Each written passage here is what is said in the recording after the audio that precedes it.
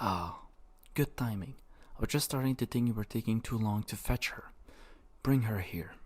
Good morning, Arcanist. How'd you like your new room? I trust having a bed was better than sleeping on the road, at the very least. No, huh? Well, are you hungry? Do you see the table here? You're welcome to as much of this spread as you like. I thought I might eat with you this morning, so that we can have a chance to converse, so please sit. Sit down. Good.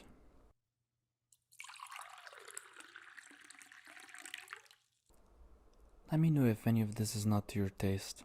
I am aware that the kind of food available down here in Petroval is a bit different from that of Oak Reach.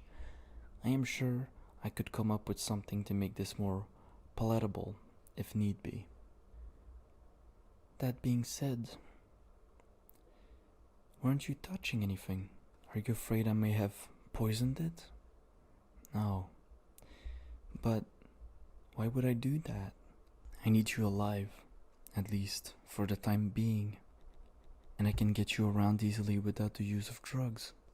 Is it so difficult to believe that I would offer you a nice meal? We're going to be working closely together, so you will need to get used to my presence somehow. Besides, I thought it might be a good change of pace for the both of us after eating nothing but ration for the journey. Ah, there we go. That's it. Isn't this nicer? Fancy the honey, do you? You don't think it's too sweet? Use as much as you like then.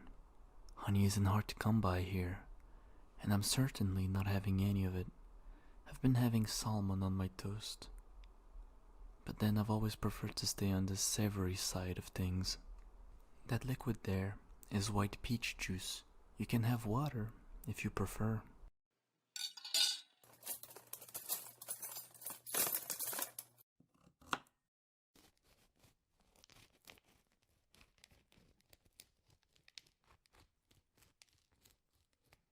You look like you have questions.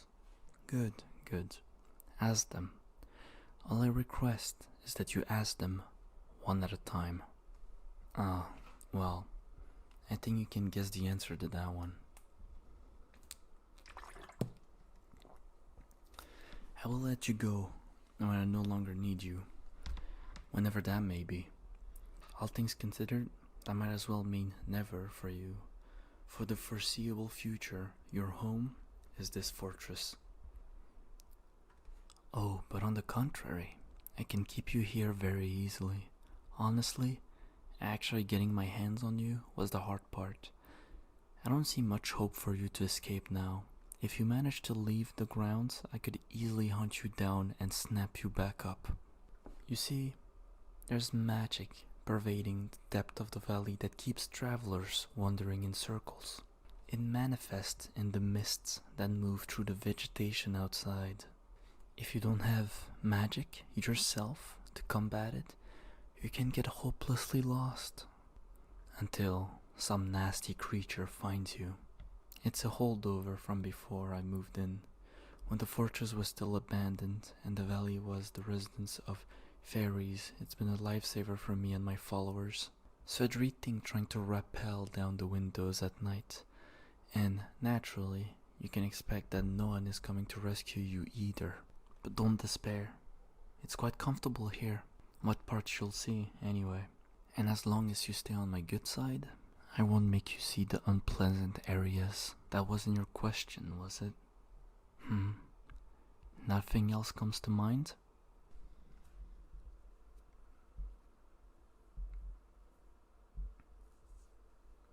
Indeed. My plans for you. This is something I intended to speak with you about anyway. Let me tell you a little story first, if you don't mind.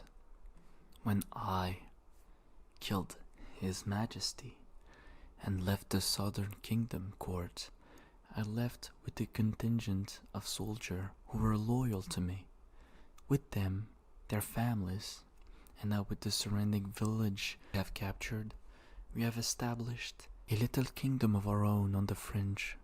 I'm immensely eager to expand my kingdom, I want to include as much land as I can under my banner.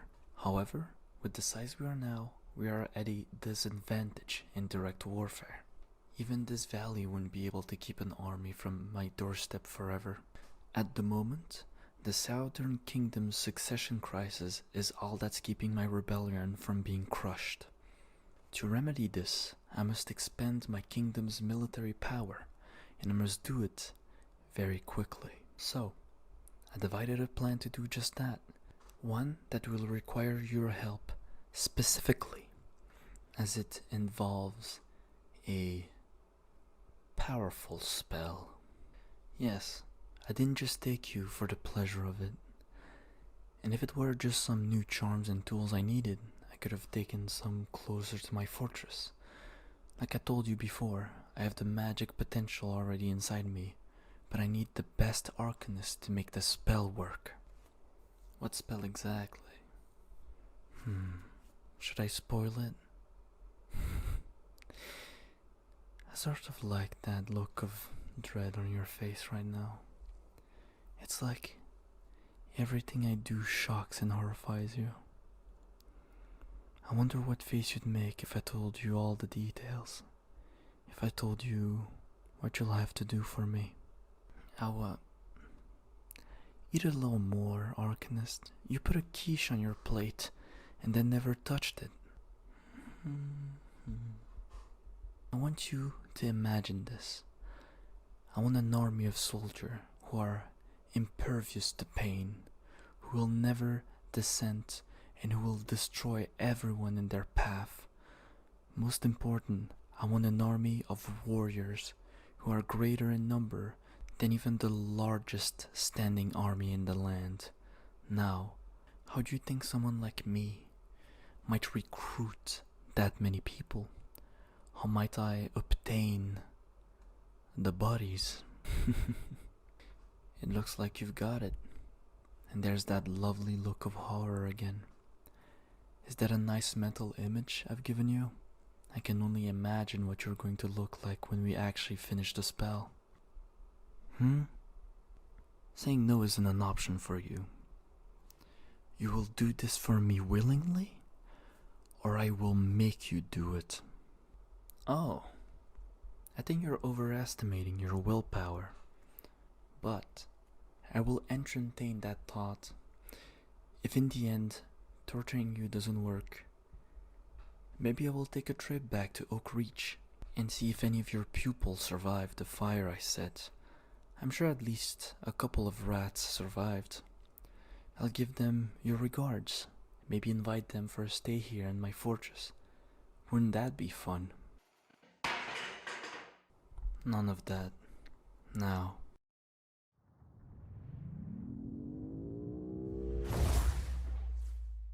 This is my raw magic arcanist. How does it feel against your body? Right now, I'm barely exerting energy, just enough to hold you in place, but still so much for most people. Your head starts pounding, aching like it's about to burst. Your arms become lead weight, dragging as if they're about to be ripped from their socket. The pressure moves tightly against your chest, making it difficult for you to even breathe. Your pulse rushes in your ears as panic sets in. You want to collapse. You feel weak, but you can't move an inch in any direction. I can see the look on your face. Does it hurt? I do apologize. It's not as if I can control the amount I'm using. At least, not very. Finally. Well, I could probably increase the amount, but I don't know what would happen to you then. You might get seriously injured. I think I did tell you about what happened to some of the poor souls I used my magic on in the past. Oh, please, she says. Please is such a pretty word. Well, since you said please, I'll let you up. Just sit back down and behave. And do not lunge at me like that again. There. That's better.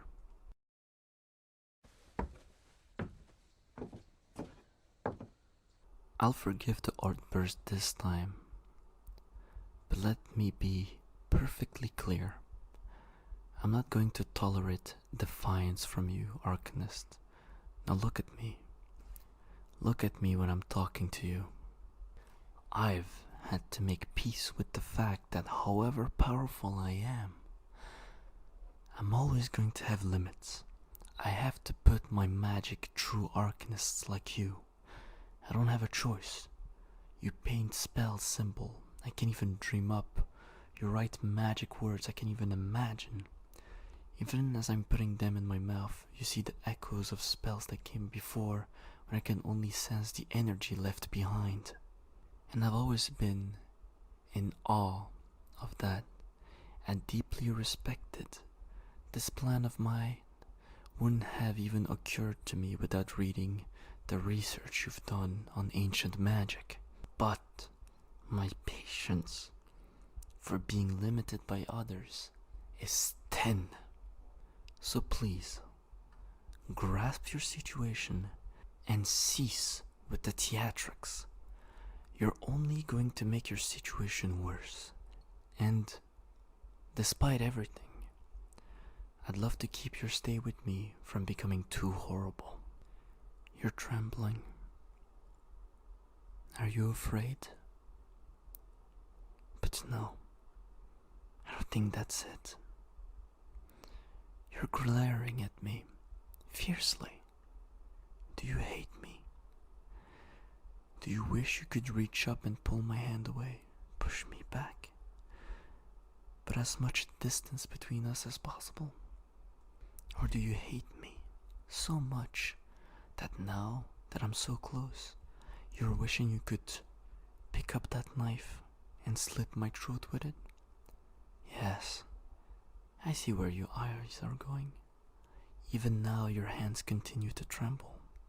You can admit it. I won't mind. I bet it would feel so good, at least for a moment. You would avenge your colleagues and your former pupils. You would put a stop to all of this, the things I'm doing that you just barely understand, and you would be free of me. Such a tempting fantasy, isn't it? Yet, even with all that loading, you can't move a muscle. Maybe what I just did to you is what's staying your hand. You have just one shot, and you know how painful it retaliate if you should not succeed. You know that I'm being kind to you, and you know that I don't have to be. You're a practical woman, after all. It wouldn't change anything for you, anyway. You have nowhere to go, and no way to escape.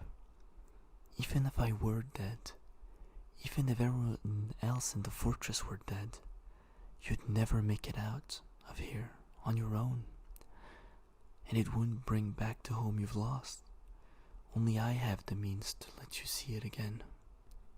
Poor thing. Don't look so ashamed of yourself. Killing people is no easy feat, no matter who they are. Even I had nightmares after my first time. Someone as innocent as you, who's never so much as seen combat, would never recover from the shock of snuffing out the light in someone's eyes. Still, go ahead and hate me, my sweet, useless Arcanist. Hate me as much as you like. You'll burn out soon enough, believe me. I know what I'm talking about. Well, I've had my fill, so I'll leave you be. You're welcome to keep eating if I haven't spoiled your appetite. Once outside, we'll bring you back to your room once you're done. What? No. I'm afraid they will have to stay your escort for the time being. I would gladly let you walk freely in the castle, except that I don't want you to do something dangerous or stupid out of misguided attempt to sabotage me. You'll have to be satisfied with the fact that you get an actual room and not a cell in the dungeon. Oh, and back on the subject of dead pupils, I'm going to spend today getting everything in place for us to fix your little blindness problem. The sooner we get that taken care of, the sooner we can make progress on, well, everything else. So rest up, and with luck, you'll get started tonight.